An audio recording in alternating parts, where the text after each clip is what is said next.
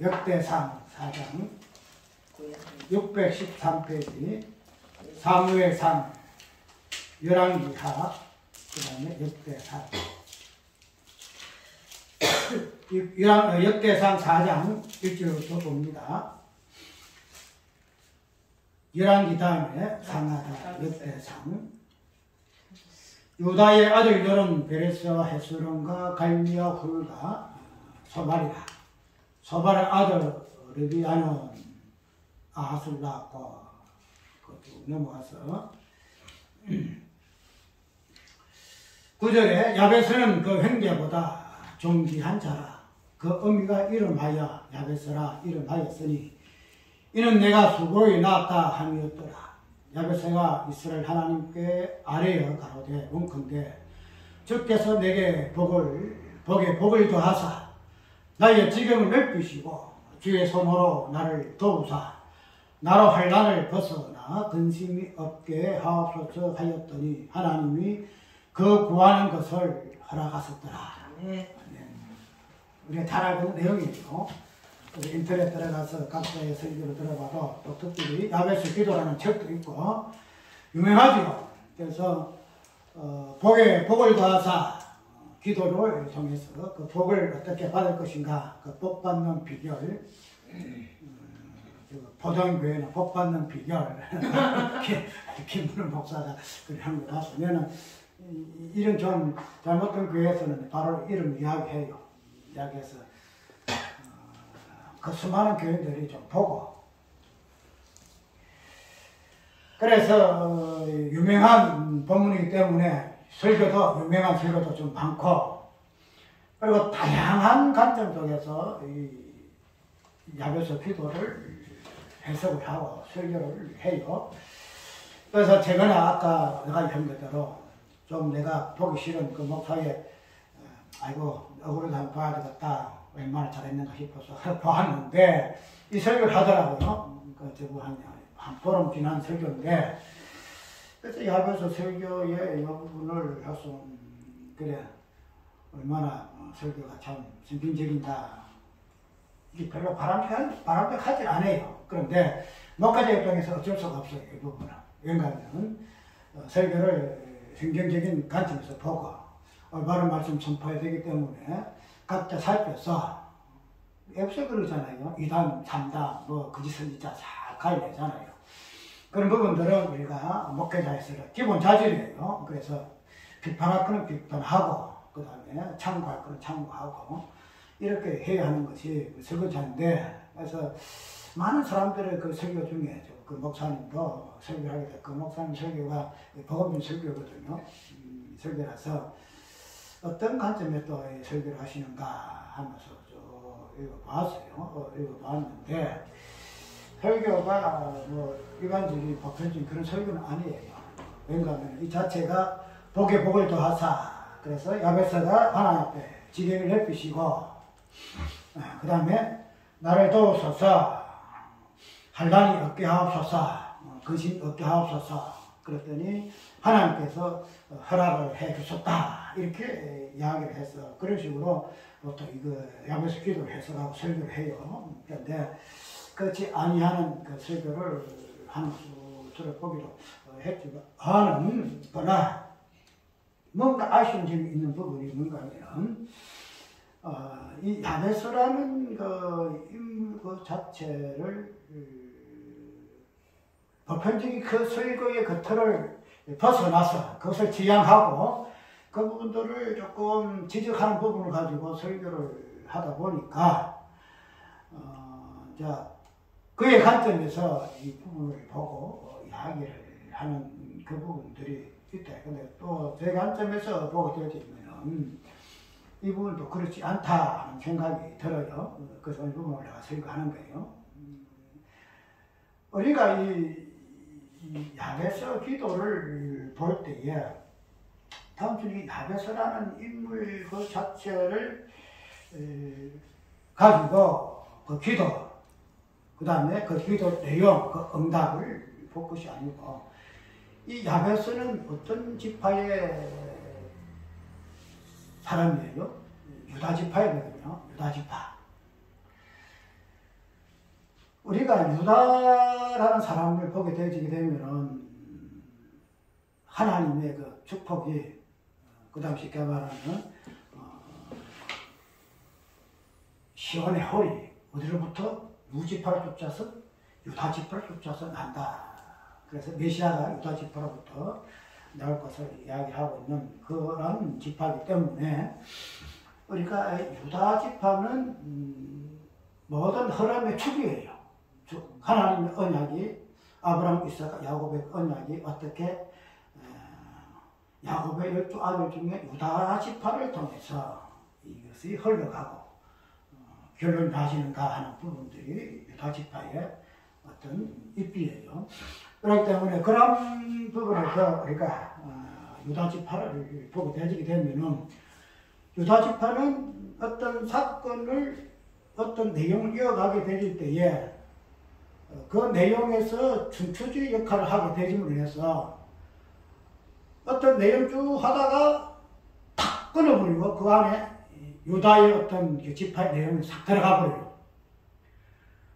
우리가 그 부분을 창세기 38장을 보게 되면 그 뒤부터는 어떤 35장, 6장, 7장 쭉 보게 되면은 요셉 이야기거든요. 요셉이가 그 형제들이 어떻게 애굽에 팔려가는가 하는 부분을 가지고 39장에 넘어가서는 요셉이 총리되는 그런 부분이 좀 나오는데, 그러니까 요셉의 이야기가 쭉 이어지다가 툭 끊겨버리고 무엇이 사건을 하면은 유다의 사건이 딱 들어가요.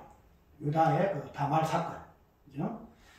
그 물이 딱 들어가는데, 그래서 그런 어떤 그 요셉의 그 내용이 쭉 이어져가지고 글을 놔야 되는데, 그거 중간 딱 끊어버리고 유다의 이야기가 싹 들어간다는 거예요. 유다 이야기가. 그 다음에 이제 이야기할 것이고. 근데 그런 부분을 보게 되면은 그냥 문맥이 흐름이 끊어지잖아요. 요셉 얘기하다가 어떤 거 없이 그냥, 유다의 이야기가 노는 거. 그걸 보게 되면은 그 유다의 어떤 내용에 그 삽입되는 그 의미가 분명히 있어요. 그 이야기 속에. 그런 부분을 보게 되면은 그 창세기의 그 족장들이 위압에 있어서도 그 부분의 흐름에서의 쉽게 말해서 한 취임새, 우리가 노래할 때도 취임새를 줬잖아요. 의샤하고 막 이런 취임새를 줬잖아요. 그렇게 되면은 흥이 새로워져요. 마찬가지로 이러한 내용에 대해서의 탁 끊어버리고 그 이야기를 집어넣는 것은 그 이어가던 그 내용의 의미가 무슨 의미인가 하는 부분들을 이 여다라는 이러한 내용을 통해서 새롭게 정리하는, 또 첨가하는 그런 부분들이 있어요. 오늘 역대기에도 보고 왔다면 역대기는 족보가 어떻게 되어 있죠? 족보가 아담부터 중요해요. 아담부터 나오죠. 아담, 셋, 아노스, 아담에서 아브라함까지. 그 다음에 이스마엘의 그 세계들, 에서의 자손들. 그쪽 보면은 아담으로부터 해가지고 마지막에 이스라엘 백성들이 바빌론으로 포로되어져 가는 그런 인물들. 유람들이 아니고, 어떤 자손들의 어떤 그 이름들을 쭉 나열되어 있는 것이 역대기의 내용이에요. 그래서 이 4장에도 봐지게 되면은, 3장에서 3장 쭉 보게 되면은, 다양한 다윗의 그 아들들과 그 딸들의 그 이름들이 쭉 나열되어 있잖아요. 3장에서 다윗이 헤브론에서 난 아들들이 이러하니, 이래서 그 다윗의 아들들의 그 족보들이 쭉 이렇게 나와 있죠. 그 나와 있는데, 그 다음에 4장에 보게 되게 되면은, 다윗 왕의 아들에 대한 그런 족보에서 벗어나서 갑자기 유다 자손의 어떤 계보가, 유다 아들들은 베레스와 헤스론과 갈미 훌과 소발이라 이렇게 쭉 나온다. 그래서 이런 부분들이 아까 얘기대로 유다 지파의 어떤 역할, 하나님께서 유다를 통해서 당신의 언약을 성취하시겠다 하는 그러한 의미적인 부분들이 유다의 그 지파를 통해서 이루어지기 때문에 그런 부분도 오늘 또 어떤 역대기 속에서의 이 부분이 딱 삽입되어진 부분이 오늘 4장의 내용이에요. 11절을 보게 되면은 다른 족보가 또 나오는데요. 수아의 형 글롭이 모이를 낳았으니 그때 저쪽 보면 시몬의 자손들. 우리가 아까 얘기했던 이런 족보를 이어가는데 족보 계속 쭉 가다가도 유다의 어떤 족보가 또 쭉 나오는. 그 다음에 유다의 족보 속에서도 또 특별히 오늘 읽은 그 본문 내용, 야베스는 그 형제보다 존귀한 자라 이렇게 해서 야베스라는 인물이 등장을 해요. 그런데 이 야베스라는 인물은 우리가 특별하게 인물적인 부분은 정확하게 야베스라 이라는 인물은 오늘 본문 속에서만 기록되어 있는데, 야베스라는 인물이 그 지역적인 그런 이름에서 많이 나타나는 부분을 볼 수가 있거든요. 그래서 민수기라든지 사무엘상이라든지 쭉 보게 되면은 어떤 지역에 오는가 하면은 보자, 그걸 봐야겠네. 길러앗이라는 지역이 나오는데 그 길르앗 야베스라는 야베스 이름 앞에 길르앗이라는 그런 것이 붙어서 복합적으로 길르앗 야베스, 그 다음에 길르앗 라모, 이렇게 해서 야베스가 단독으로 되어 있지 아니하고 지역적인 이름을 따고 길르앗 야베스, 길르앗 야베스 사람들이 이렇게 표현되어지고 있는 성경 구절들이 많아요. 사무엘상 11장이라든지 역대상 10장, 그 다음에 사사기 11장, 그 다음에 민수기 보게 되면은 이스라엘 백성들이 가나안 땅 정복하기 전에 르우벤 지파가 시몬 지파인가, 우리가 이 길르앗이 보기 좋으니 목축하기 좋으니 우리가 여기서 어떻게 하겠습니다 하는 길르앗 이 논다. 길르앗 야베스, 길르앗 라모, 이런 부분들이 야베스 앞에 두어지는데, 그래서 이 야베스라는 그 인물 자체가 어떠한 인물인가 하는 부분들을 정확하게 설명해주고 있는 그런 부분은 없어요. 어떤 지명적인 부분에서 길르앗 라모, 길르앗 야베스 이런 부분을 이야기를 하고 있는데, 특별히 우리가 이 길르앗이라는 이 부분이 야베스와 같이 접목되어서 우리가 지명이 되어지는 부분에서 우리 길르앗이라는 사람은 우리가 사사기에 보게 되면은 유명한 사람 출생지죠.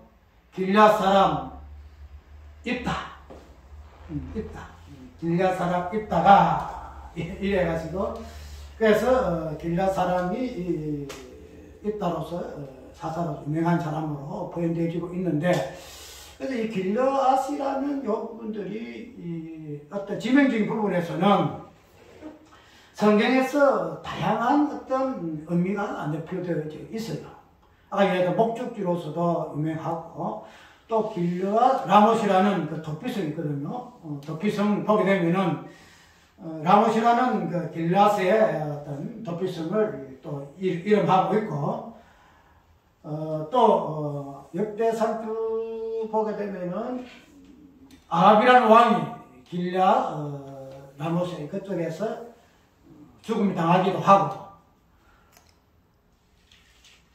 그리고 사울이 죽을 때에 길르앗 사람들이, 길르앗 야베스 사람들이 사울의 죽음을 이렇게 거두는 그런 것으로 묘사가 많이 되어 있어요.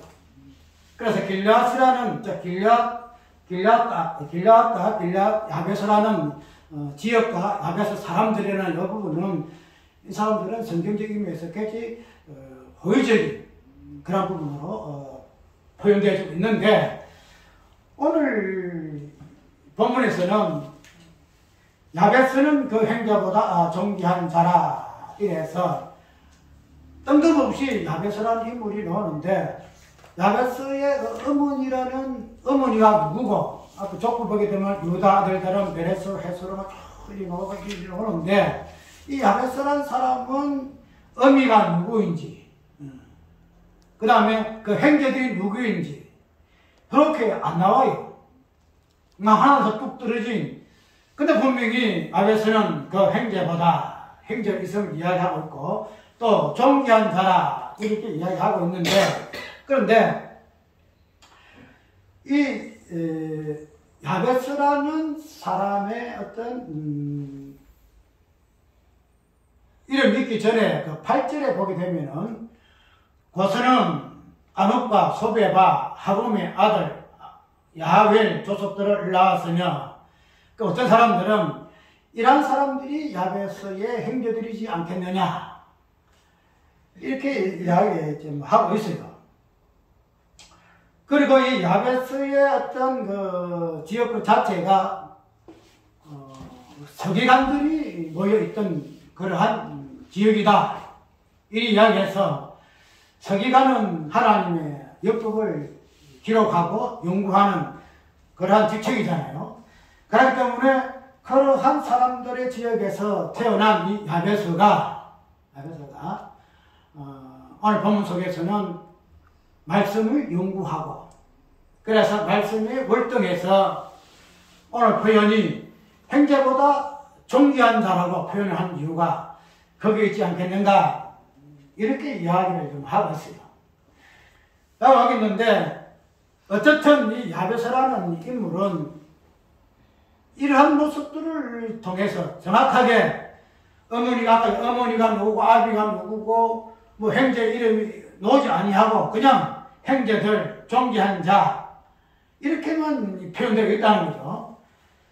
그래서 야베스라는 인물을 추적하다 보면은 하늘에서 뚝 떨어진 분명히 형제도 있고 뭐 지역적인 아까 말한 길랏이라는 이러한 지역도 있지만은 그러나 야베스라는 그 인물을 표현하는 요건을 보게 되면은 지금 말해 출처가 없는 부분, 출처가 이 사람이 고향이 어디며 이 사람이 아비가 어미가 누구며 형제도 누구며 이 사람이 무슨 일을 했으면 요구가 없어요.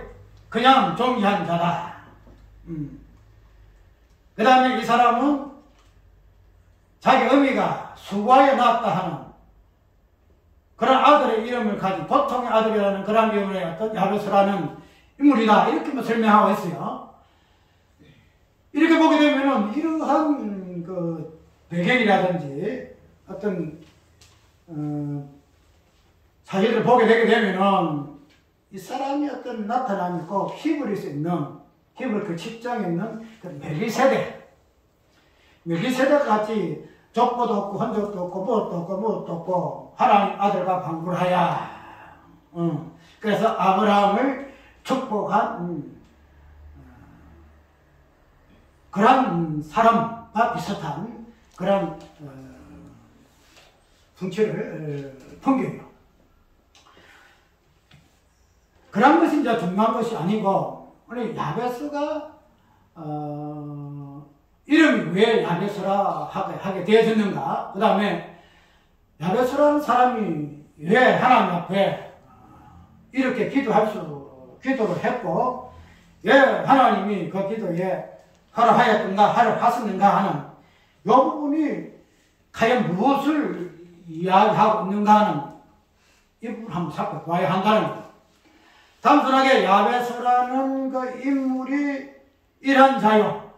야베스가 기도한 내용이 이러한 내용이고 야베스가 기도를 하나님께서 허락했다 하는 이 부분을 찾아볼 것이 아니고 아까 이야기한 대로 야베스는 유다 족속이고 특별히 유다의 어떤 족속이 하나님의 언약에 있어서 무슨 역할을 하는가 그런 부분에서도 뛰어나게 이 야베스라는 인물이 어떠한 역할을 하는가 그런 부분에서 야베스 기도가 그러면 어떤 의미인가 이 부분들이 정리가 되어져야 야베스의 그 기도가 무슨 기도며 왜 하나님께서 그 기도를 그 복을 허락하셨는가 하는 부분들이 해석이 되어진다는 거예요. 단순하게 야베스가 하나님께 기도했으니 하나님께 복을 허락하셨다 이렇게 하는 것이 아니고 야베스의 위치 그 유다 족속에 속하여 있고 그런 부분들을 그 다음에 유다 족속이 하나님 언약에서 어떤 역할을 하는가 오늘 역대기에서의 어떤 역대의 많은 인물들이 묘사되어지고 하나하나 나열되어가는 그 족보 가운데서 이 족보를 통해서 하나님께서는 이스라엘 백성들 언약을 이행해 나가는 거거든요. 이거요. 그 족보를 역대기 이 부분은 에스라가 지었다 이렇게 이야기해요. 기록했다고 그러는데 에스라 선지자가 이렇게 역대기를 기록할 이유가 역대기를 쭉 아담으로부터 하나님 언약이 당신의 이스라엘 백성들의 마지막에 바벨론 포럼되어지고 에스라는 회복하는 회복기의 선지자잖아요. 소선지. 그래서 에스라, 학계, 에스라, 느헤미야, 그 다음에 학계, 스가랴, 말라기 이거는 좀 소선지자로서 회복하는 이스라엘 백성 다시 땅을 이스라엘 나라에 돌아오는 그런 시대에 예언했던 선지자거든요. 그렇기 때문에 그런 부분에서 하나님께서 어떻게 이 역대기의 인물들을 통해서 하나님 언약이 이루어지고 나가는가 하는 부분에서 유다 지파가 들어오게 되어지고 그 부분에서 야베스라는 인물이 등장하게 된 그 의미가 그냥 애처롭게 그냥 우연히 들어오지 않다 이 말이죠. 우연하게 야베스의 어떤 기도가, 야베스의 어떤 복이, 그 기도 응답하신 하나님의 응답이 우연하게 기록되어 있지 않다는 거예요. 그래서 이 야베스의 기도는 하나님이 아브라함의 언약, 아브라함의 그 복, 그 다음에 아브라함의 약속하셨던 그 땅, 그런 부분들이 야베스라는 인물을 통해서 어떻게 기도화가 되어졌고, 기도할 때에 이 부분들이 어떻게 하나님께서 허락하셨는가 하는 언약 관점에서 이 부분을 봐야 한다는 거죠. 단순하게 기도하니까 하나님께서 허락하셨다, 이게 아니라는 거예요. 그렇게 우리가 기초를 놓고, 그러면은 그 기도의 내용을 한번 보자고요. 기도 내용이 과연 무엇인가?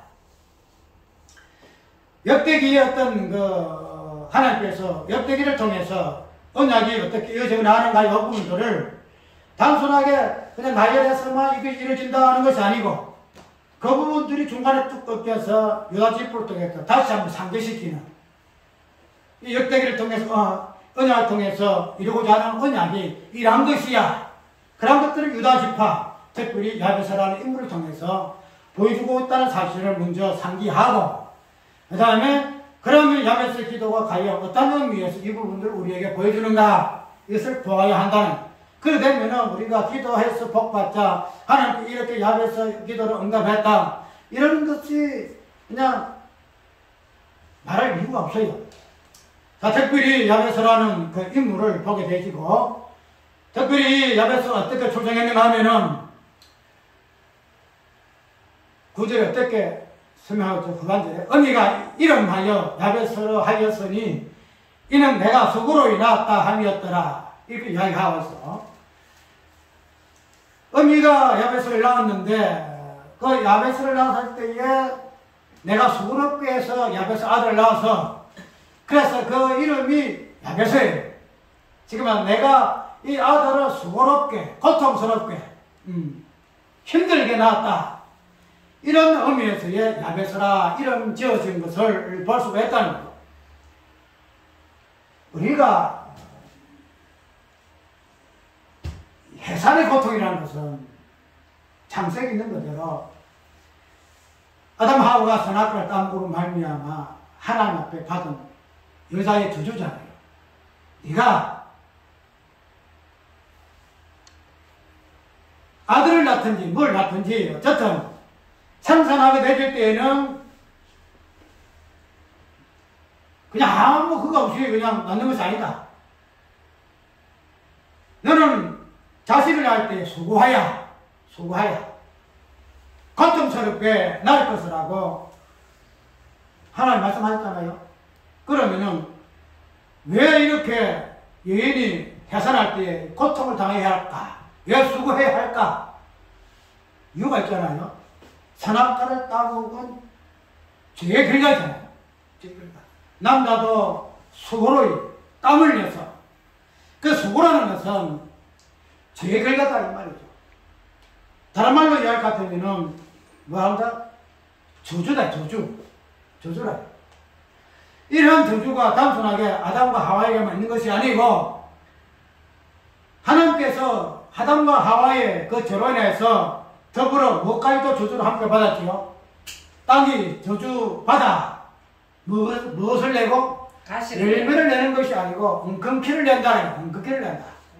그래서 땅이라는 것은 하나님의 저주의 대명사예요. 땅 저주. 그런데 우리 하나님께서 이스라엘 백성들에게, 특별히 아브라함에게 복으로 뭘 주셨죠? 땅을 주셨죠. 땅. 저주받은 땅을 하나님께서 복으로 주셨다는 거야. 복으로. 그거 참 연세지죠. 아니, 복을 주실 것 같으면은 저주와 상관없는 그런 복을 주셔야 될 것인데, 저주의 대명사가 되는 땅을 갖다 주셨다는 거야. 땅을 주셨다는 거야. 그렇게 되면은 이 야베스라는 인물 그 자체가 어떠한 개념을 갖고 있는가 하면은 동일하게 땅의 개념과 동일한 개념을 갖고 있어요. 이거 보게 되면은 야베스가 하나님 앞에 기도합니다. 하나님께 아뢰어 가로되 원컨대 주께서 내게 복을 더하사 나의 지경을 넓히시고 나 여기 지경이란 것은 땅이잖아요. 땅의 영역을 넓히시고 우리 단순하게 아이고 그때 당시에 이스라엘 백성들에게는 가나안 땅 자체가 복이고 가나안 땅을 점령해야 하기 때문에 땅을 차지하고 지경이 넓어지는 것이 그가 받는 복이다. 그렇게 이해를 많이 했잖아요. 그래서 야베스가 땅의 지경을 넓히게 해달라고 하나님께 강구한 것은 당연한 것이다. 이렇게 이야기하잖아요. 그래서 우리도 동일하게 하느님 앞에 복을 구할 때에 이 복을 구하자. 구약의 복이 땅이었기 때문에 그런 의미에서 우리는 동일한 관점으로 복을 구해야 하는데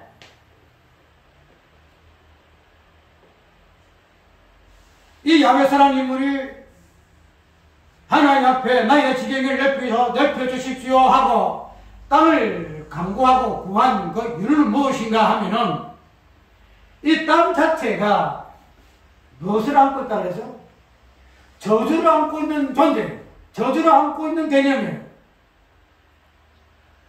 한마디로 자기 야베스라는 인물도 수고로 인한 저주의 개념을 갖고 있는 것이 자신 이름이에요. 야베스가 저주의 개념. 그 다음에 땅도 동일하게 하나님의 저주를 받은 그런 개념을 갖고 있는 것이 땅이에요. 그렇게 되면은 야베스가 땅을 구한 것은 동질감이에요. 동질감. 지금 말하면 같은 그림에는 끌리잖아요. 저 사람 나하고 다 닮은 게 많아. 모양도 생긴 것도 비슷하고 취향도 비슷하고 뭐 색깔도 비슷하고 뭐 모든 것들이 나하고 비슷해. 취향도 같아. 그럼 우리가 끌리잖아요. 남녀 관계도 그런 부분 비슷한 부분이 끌리잖아요. 마찬가지로 이 야베스라는 인물은 그냥 내가 하나님 앞에 땅이 많이 되겠다. 그래서 뭐 지게 넓어가지고 이런 관점에서 땅을 구한 거 아니다 이 말이죠. 어떤 관점에서 동일한 동질감이기 때문에 나도 저주받은 자요. 내 이름이 야베스요.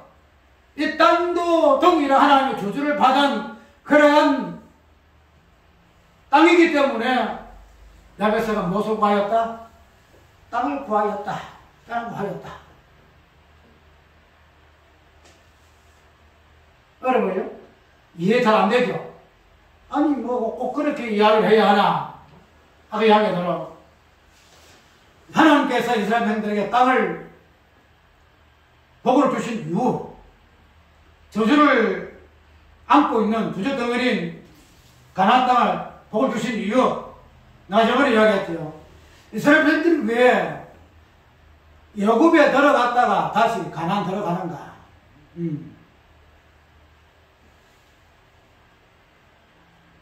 애굽의 땅은 무슨 땅이에요? 애굽의 땅은? 애굽은 저주의 땅, 흑암의 땅이라. 그 땅에 들어가서 그 본질을 알아라. 애굽의 그 사망의 땅에 그 본질이 바로 너희들이야. 가만히 가나안 땅에 그냥 그 하면 될 것인데 가나안 땅에 있는 아브라함을 갖다가 그 다음에 마지막에 야곱을 갖다가 어디에 처박는다? 애굽에 다시 처박는 거야. 들어가. 그래서 마지막에 너희들이 죽음을 한번 체험을 해. 너희들이 본질이 무엇인가 알아. 너희들 똑같아. 애굽의 족속들이야. 그래서 그런 본질을 아는 자가 어디 들어가요? 가나안 땅으로 다시 들어가요. 가나안 땅. 젖과 꿀이 흐르는 땅. 젖과 꿀이 흐르는 땅이지만 그 본질은 죽음의 땅이에요. 가나안 땅은 땅 자체를 빼놓고 가나안의 인물이잖아요. 노아의 아들 가나안이 함의 아비예요. 저주를 받아 무엇에 종이 되고 가나안 땅 자체가 저주받은 이름이고 땅 자체가 저주받은 이름. 왜 하나님께서 저주받은 땅을 이스라엘 백성들에게 유업을 주서 복을 주셨는가? 너 우리가 생각하면 잘 알잖아. 저주는 부활이라는 것은 십자가 저주가 있어야 부활이 있는 거야. 저주 없이 부활 있는 것이 아니거든. 부활 없이 저주가 있을 것 같으면은 그냥 하나님이 저주 빼놓고 부활은 좀 얼마 좋아. 그만 좀 얼마 좋아. 그러나 부활이라는 것은 십자가의 저주를 거쳐야만이 부활이 있는 거야. 복이 있는 거야. 그러니까 하나님께서 이스라엘 백성들에게 가나안 땅을 주신 이유도 그 땅 자체가 저주받은 개념이기 때문에 가나안 땅에서의 그 땅의 본질이 무엇인고 그렇다고 해서 자기들이 이것을 저주를 복을 받을 수밖에 없는 존재인 것을 이스라엘 백성들이 알아야만이 가나안 땅의 그 저주가 가나안 땅의 언약의 복이 적각으로 흐린 땅이 될 수 있게 야베스 하나님은 하나님 앞에 특별히 자신의 존재가 어미가 나를 수고로 나와서 내 이름을 야베스라 했으니 자기 이름 자체를 통해서 야베스는 자신이 어떤 존재다? 저주받은 존재다. 수고로이 나를 낳을 수밖에 없는 존재가 나구나. 그래서 자기의 본질이 무엇인가를 알기 때문에 하나님 앞에 마지막에 구할 때에 주여 나에게 이 땅을 좀 넓혀 주십시오. 이 땅 덩어리 자체가 저주 덩어리고 저주를 본질하고 있기 때문에 내가 이 땅을 구하지 아니할 수가 없다. 우리가 선한 사마리아 우리 내가 저번에 한번 설명하지요. 왜 사마리아인이 강도만 자를 도와주었을까? 왜 유대인들은 다 멀리하고 제자들은 멀리하고 도망갔는데 왜 사마리아인은 강도만 사람을 살려주었을까? 이유가 무엇일까? 똑같은 죄인이다. 똑같은 강도받는 죽을 수밖에 없는 존재다. 니나 내나 똑같은 존재이기 때문에 내가 너를 만진들 무슨 부정이 타랴? 이미 부정한 자인데 그렇기 때문에 유대인들은 나는 부정한 자가 아니야 때기 때문에 도망갔지만 사마리아인들은 개같은 존재이기 때문에 죽은 자를 만질 수밖에 없다는 거야. 야베스 하나님이 하나님 앞에 땅을 구한 유도 바른 그거야. 왜 이런 것을 구하는 내용으로 기도의 내용이 기록되어 있을까? 다른 걸 구하여도 많이 될 것인데 왜 땅을 구하는 내용으로 기도의 내용이 되어 있을까? 이 자체가 땅이 무엇인가? 야베스 수고로 난 그 이름 자체가 어떤 관계성이 있는가? 이런 관계성에 있어서 왜 야베스가 이런 것으로 기도할 수밖에 없었는가? 그 당위성이 여기 있다는 거야. 그 당위성. 양계도로 이 야베스의 기도는 이스라엘의 기도예요. 이스라엘의 기도. 야곱의 기도예요. 우리가 저번에 선언을 읽었잖아요. 나에게 이렇게 해주시면은 하나님 내가 이렇게 하겠습니까? 그의 조상들이 기도했던 그런 기도의 모습들을 고스란히 담고 있는 것이 이 야베스의 기도예요.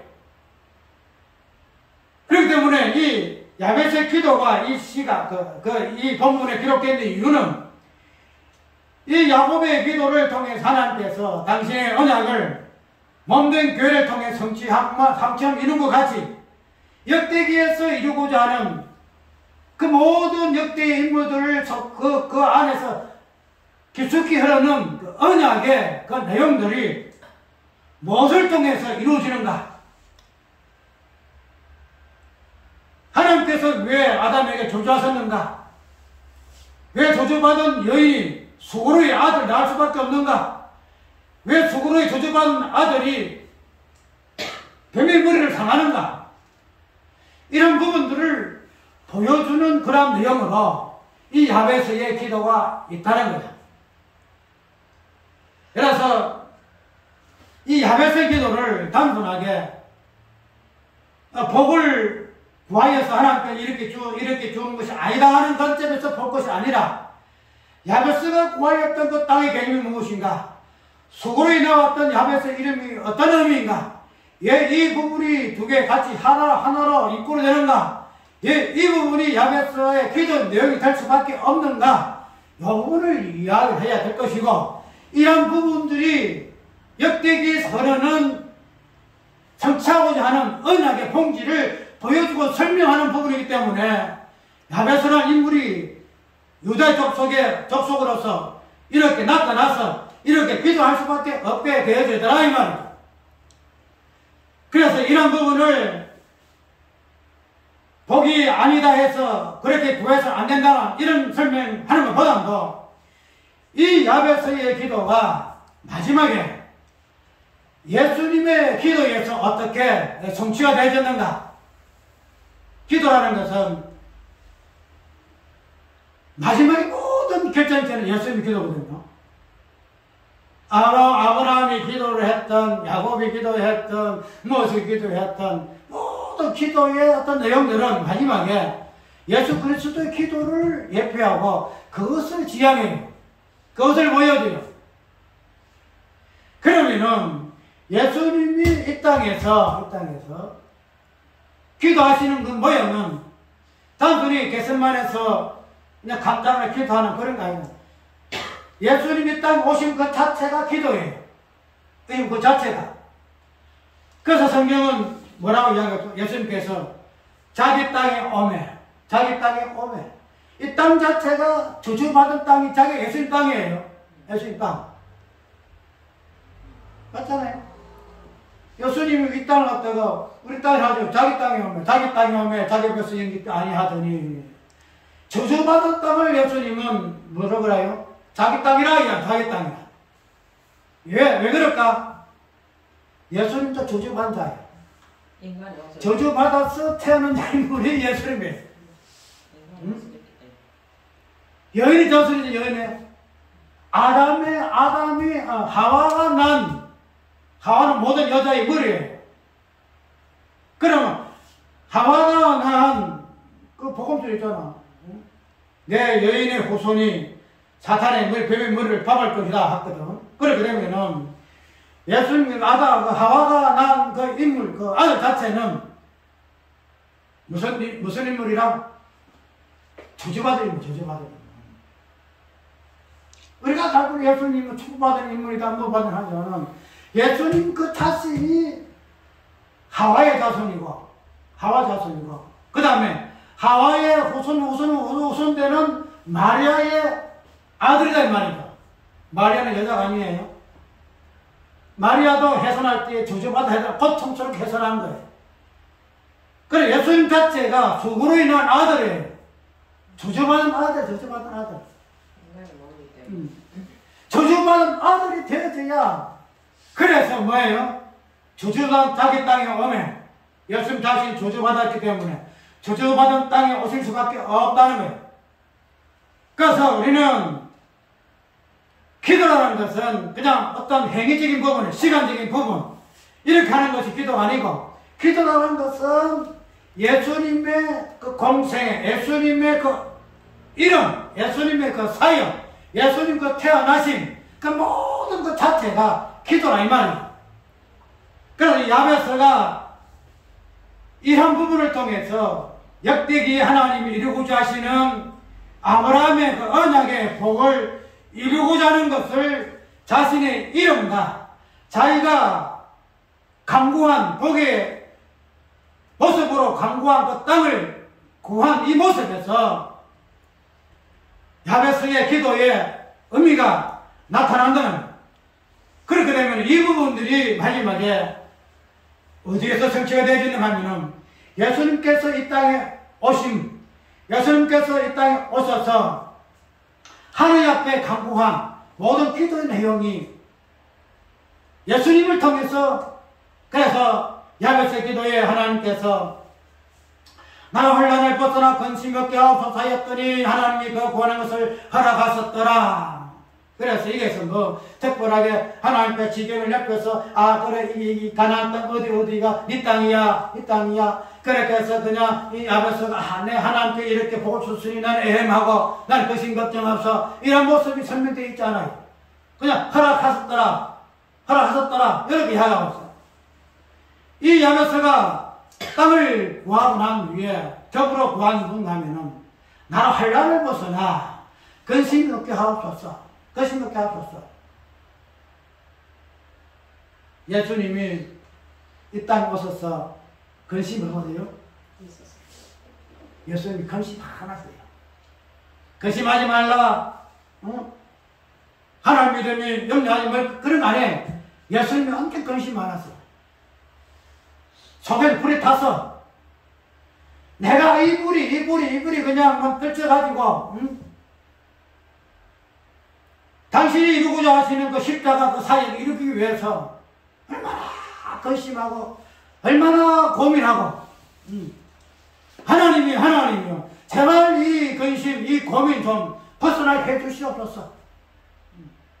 당신이 33년을 통하여서 하나님 앞에 부르짖는 것이 이게 주님께서 나에게 주신 이 소명 십자가의 죽음 이 구속의 이 소명을 내가 이루기 위해서 당신이 얼마나 근심하시고 혹시 자신이 잘못돼서 이것을 들으실까봐 이 사람 생각이지. 사람인지라 자기 뜻대로 뭔가 될까봐 그래서 내 뜻대로 마음씨고 분명히 예수의 뜻이 있다는 거죠. 사람이 내 자기 뜻이 있어. 그것은 똑같은 종의 사람이기 때문에 안 그래요. 좀 편하게. 그게 우리 뜻이에요. 예수의 뜻이 있어요. 그런데 내 뜻대로 마음씨고 살아생전에 이 구속함을 이루기 위해서의 예수님의 그 근심, 이 걱정, 다른 뭐 묵고 살고 뭐 편하게 살고 내가 이 땅에서 그냥 대접받고 왕을 애용하고 그런 것이 내가 어떻게 해볼까 이런 것이 아니에요. 주님께서 나에게 허락하신 당신의 구속 사역을 어떻게 하면 이룰까? 어떻게 하면 이룰까? 이 근심 걱정에 그냥 이 야베스의 기도의 내용이 거기에요. 내가 근심 몇 개 하옵소서. 나도 근심 몇 개 하옵소서. 이 야베스의 기도가 예수님의 그 기도의 어떤 부분에서 그래서 하나님께서 예수님의 그 기도 들으셔서 솔직하셨잖아요. 십자 구속을 십자가에 죽으시고 부활하셔서 예수님의 그 근심을 다 허락하셨잖아요. 그래야 내가 너의 근심을 들어주마. 이것이 야베스 기도의 내용이고 그 성취의 모습이란 말이죠. 그러나 여기에서 야베스에서의 그런 부분으로서 예수 그리스도가 드러나야 돼요. 예수 그리스도의 그 기도, 예수 그리스도 그 애타심, 이 야베스의 심정을 그대로 예수 그리스도께서 어떻게 드러내시고 이 부분을 하나님 앞에 응답되기는 말미암아 성취게 하셨는가 하는 부분으로 예수가 드러나야 한다. 예수의 기도가 드러나야 돼. 예수 이 땅에서 주저받은 자로 태어나셔서 어떻게 자기 땅에 오셔서 주저받은 자로 건물에서 언하게 보기 예수님의 어떤 모습으로 어떻게 드러나고 어떻게 성취되었는가 하는 부분들이 이 야베스의 내용을 통해서 드러나가지고 이걸 세척되어지고 이걸 통해서 예수가 증거되어져야 한다는 생각돼야 되는 거예요. 어느 가 야베스 기도 한번 다 인터넷 들어가서 봐. 어떤 내용이 설명되어 있는가 다 보라. 여기서 야베스의 기도에 예수님의 기도가 나오는가?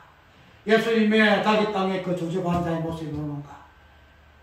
야곱의 마리아의 저주받은 아들로 이 땅에 당시 태어나셨는가? 왜 그러한 저주받은 십자가의 모습들이 잊혀되지는가? 그래서 예수가 없고 십자가 없고 그래서 이런 부분들을 보면 내가 속이 타요. 이런 부분들. 내가 설교를 본 이유가 거기에 다른 사람 설교를 본 이유가 과연 이 목사님은 어떻게 설교할까? 어떻게 할까? 그래서 이런 모습들이 알아지 보면 내가 그래 기분 좋아요. 아 그래요. 왜? 우리 지체이기 때문에.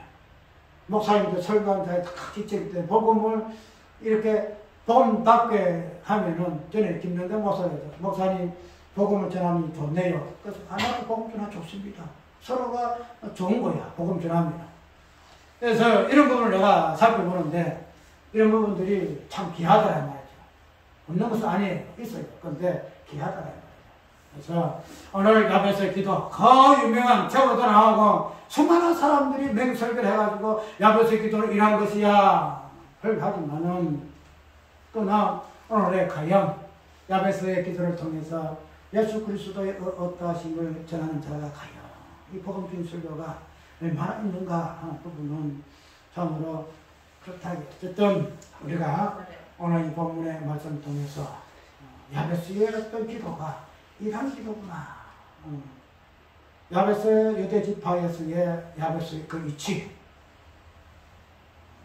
그 기도가 역대기에 천지하려면 그 언약을 어떻게 야베스의 기도를 통해서 드러내주고 성취케 하시는가 하는 그 부분들이 야베스의 내용의 그 삽입의 근본적인 이유가 된다는 사실을 우리가 꼭 기억을 하시기 바랍니다. 찬송가